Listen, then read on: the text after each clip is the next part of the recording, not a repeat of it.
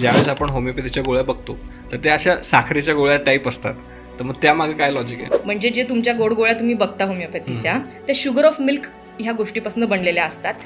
पूर्ण अशी background history आपल्याला विचारली जाते, तर हे का महत्त्वाचं असतं होमिओपॅथीमध्ये? जीबीएस बेसिकली हा जुनाच आजार आहे, पण आता तो नव्याने त्याची लाट आली आहे. आता जीबीएस मध्ये काय होतं की खालून वरती ॲसेंडिक पॅरालिसिस होतो, तुम्हाला सिमेट्रिकल पॅरालिसिस होतो, पायापासून सुरू होतो, त्यानंतर डायरिया होतो, डायरियामध्ये तुम्हाला ब्लड जातं आणि मग ह्या सगळ्या गोष्टी सुरू. होमिओपॅथी स्लो आहे, खूप हळूहळू त्याचा विलाज होतो असं आपण नेहमीच ऐकतो. पण ॲक्च्युअलमध्ये होतं काय, समजा कोणाला एका व्यक्तीला स्किनचा आजार झाला, तो काय करणार, पहिले सगळ्या डॉक्टरांकडे जाणार आणि शेवटी होमिओपॅथिक डॉक्टरांकडे येणार. मग त्यावेळेस काय होतं, सगळ्या औषधांचा मारा प्लस त्या आजाराची जी डेप्थ आहे ती डेप्थ पण वाढत जाते. तर गोड गोड गप्पा मारतात डॉक्टर लोक आणि त्याच्यानीच पेशंट बरा होतो.